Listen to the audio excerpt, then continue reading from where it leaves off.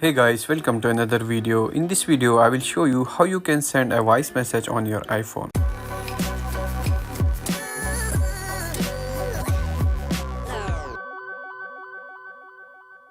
So first of all, open your messages and here just select a person which you want to send voice message.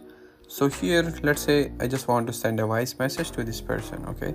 So I will first select a contact, and after that here to send a voice message, here you can see you have to click on this plus option and you have to simply click on this audio, okay?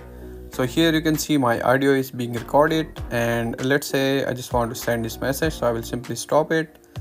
And if I want to send this message, then I will simply click on this send option. An amazing feature of iPhone is that you can see my audio message is also transcribed as text, so the other person can either play my audio or he can also read my text message. Now if you want to send another audio message, then you don't have to click on this plus option, you have to simply long press on this option, and here you can see your audio message is again recording, okay?